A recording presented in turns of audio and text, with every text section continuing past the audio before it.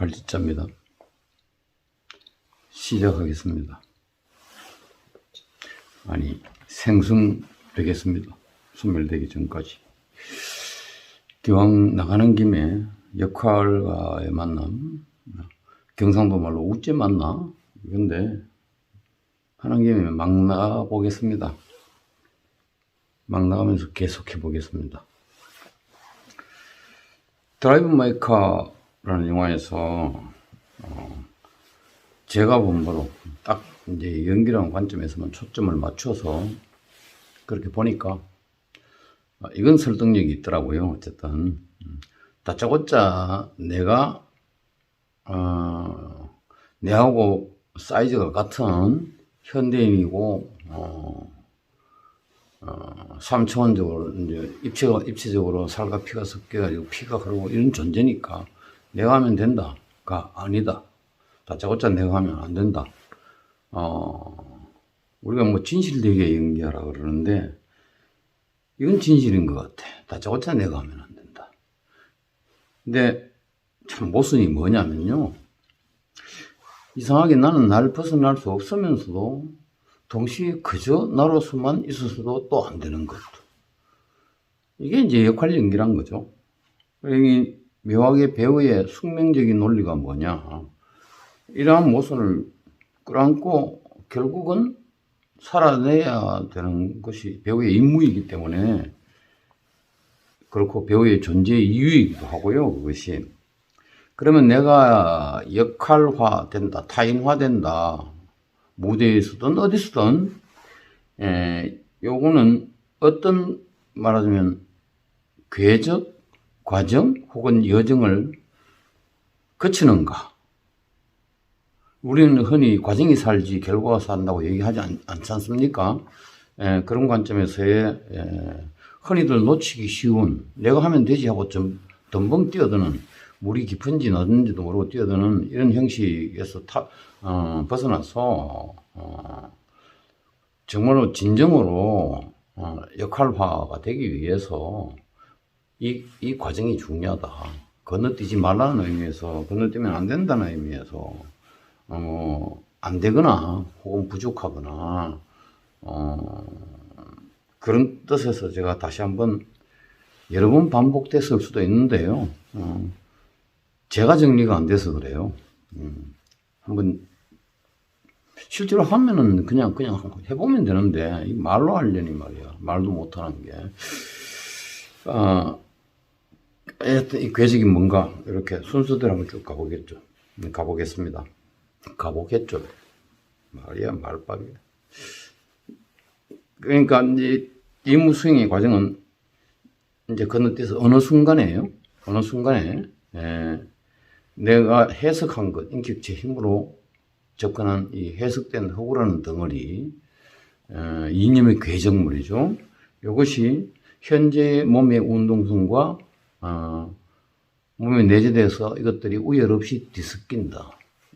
동등한 자격으로 모원에서 섞이면서 요동친다.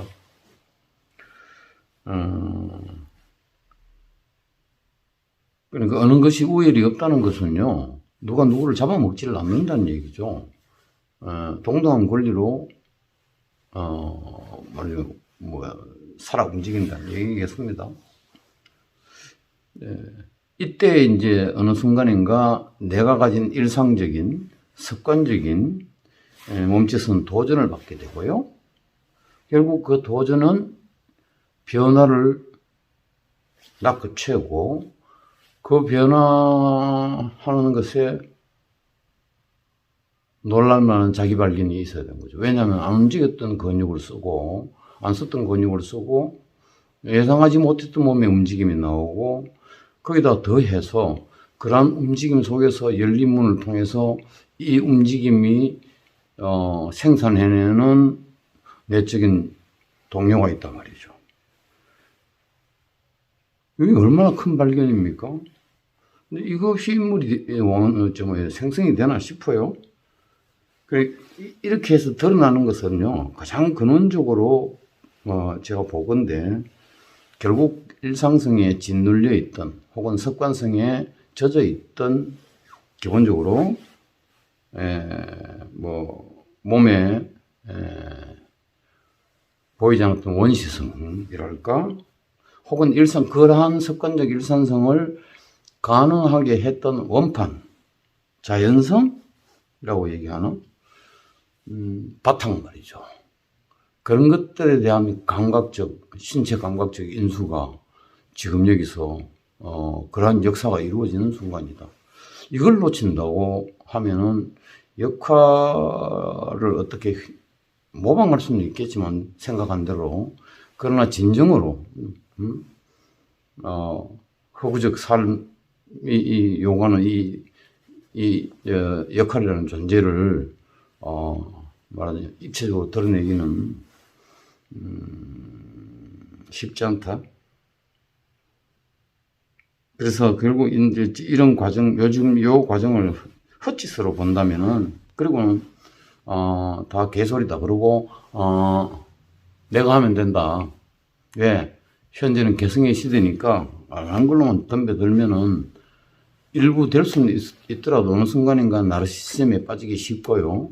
결국 자기는 자기 몸을 분실하게 되는 것이고, 생각으로 연기하게 되는 것이고, 생각으로 끄집어낸 정서를 가지고 억지를 부리게 되는 셈이고, 이게 이제 하나 어떠다가 먹히는데 그 다음 건 안 먹힌다. 왜? 그것이 결국 매너리즘에 빠지게 만드는 지름길이다. 그리고 허구화가 된다는 것.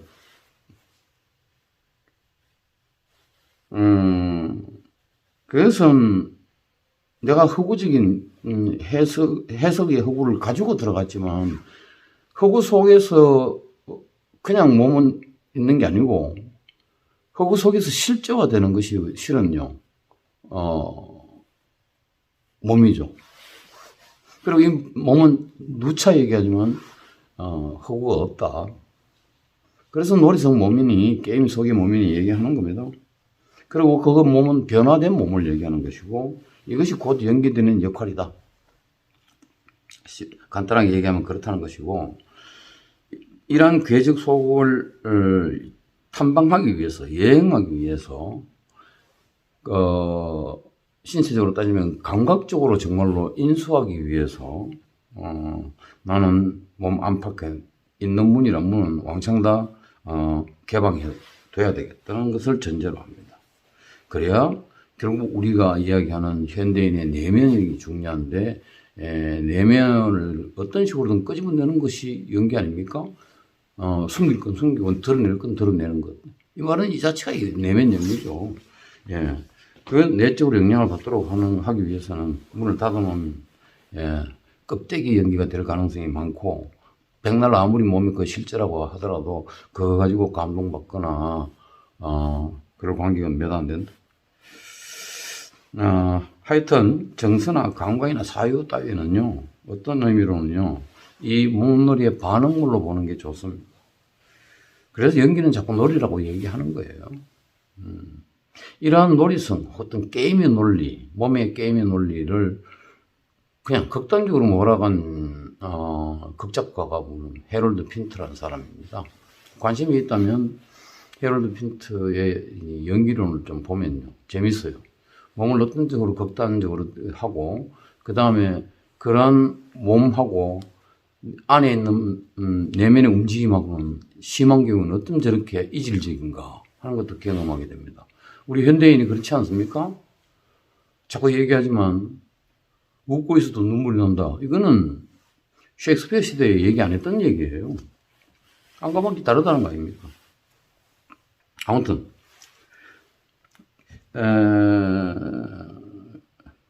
허구 속에서 뛰어노는 허구의 공간이라는 것 안에서 뛰어노는 현대 이제 연극 같은 건데 이미지화 되는데 무대가 실제가 아니잖아요. 뻔히 보면 보이잖아요. 그러니까 그런 이미지화된 공간 속에서 놀이를 하는 몸 자체는 실체임을 처절하게 경험하는 순간이 연기의 진실 운운할 수 있다. 그때. 그래서 허구와 실제가 합쳐지는 것, 이것이 드라마라고 얘기했고, 그런 측면에서 역할이란 게 뭐냐, 연기란 게 뭐냐고 물었을 때 폴란드의 비평가 양콕 같은 경우는 뭐 그 사람이 말이 절대적이다는 얘기는 아니고요. 한 예로요. 진짜 눈물의 가짜 감정이라고까지 얘기했던 거예요. 제가 지금까지 얘기했던 것을 몽땅 다 합쳐보면은 무슨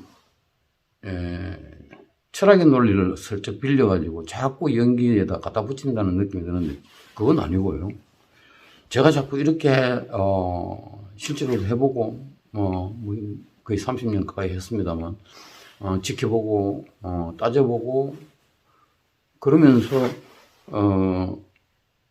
내가 연기에 있어서 몸 이론을 계속해서 추구하고 있었구나 하는 걸 알게 되겠더라고요. 그러고 들여다본 것이 현상학 이와 같은 몸 이론입니다. 그리고 21세기 초부터 시작해서 지금 연기 세계에서 계속해서 끊임없이 얘기하는 게 몸의 수행성 아니겠습니까? 예? 수행성. 그게 뭐냐고요. 도 닦는 걸 수행이라고 그러나? 그게 아니라 지금 쭉 얘기한 이런 것들이다, 이 말이죠. 저는 이걸 밝혀보고 싶었고요. 무대 위에서 실현해보고 싶었습니다만, 제가 왜 여기서 이렇게 떠들겠습니까?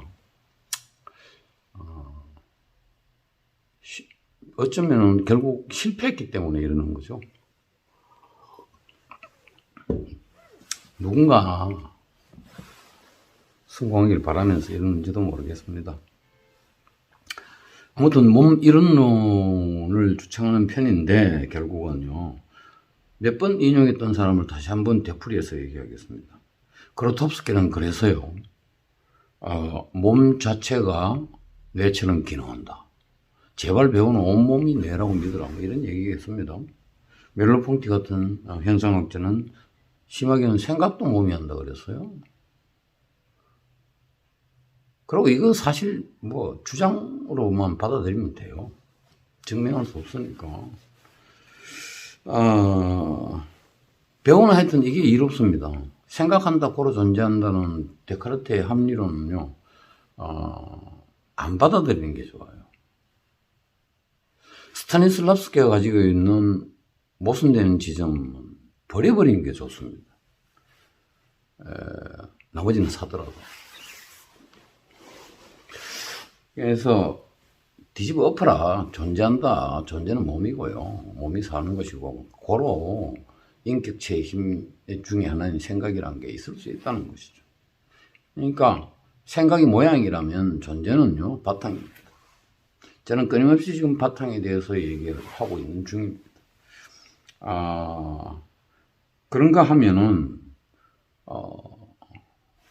유명한 책 The Embodied Mind, 체화된 마음이란 거겠죠. 그걸 쓴 사실 전 누군지 잘 모르는데 프란시스코 바벨라를 인용을 해보면요, 마음조차도 움직이는 몸일 뿐이다. 그러면서 마음아 어디 있냐 그러면서 평생 찾았던 성철 스님을 좀 무색하게 만들고 있어요.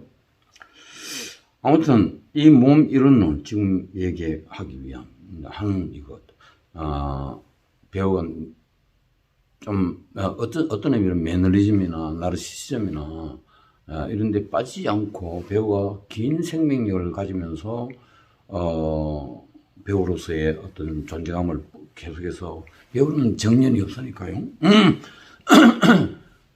그러기 위해서 이런 것들을 실용적으로 실제적으로 수용하는 노력을 해야 되고, 그 수용하는 핵심의 논리는 몸을 예의주시하라. 원래 일상적으로 살아가면서 내 몸을 안 본다. 거의. 왜? 그래도 잘 살기 때문에. 습관적으로 잘 움직이고 안 넘어지고 잘 살거든요. 그렇기 때문에 아플 때나 위급한 상황이 왔을 때는 그때 빼놔놓고는요, 몸을 느끼는 경우가 별로 없어요. 주로 이제 몸 자체라기보다는 기분이 안 좋다든지 정서는 자꾸 끄집어 올리긴 하는데, 그러나 배우는 이런 일상에서 안 하는 새로운 습관을 들이기 위해서 당연히 그런 거죠. 자기 몸에서 뭐 생산되는 거지 뭐 어디서 나오겠어요. 그래서 몸을 예의주시하는 힘. 바벨라는 이 내가 나를 주시하는 이 힘이 특별한 능력이라 그랬어요. 기회 되면 이 사람 얘기 잠깐 좀 해볼게요. 아무튼 듣는 나를 볼 줄 알아야 돼, 들을 줄 알아야 되고 보는 나를 볼 줄 알아야 된다는 것은요. 제가 보기에 현대인기에서의 천고만고의 진리라고 저는 생각합니다. 오늘 여기까지.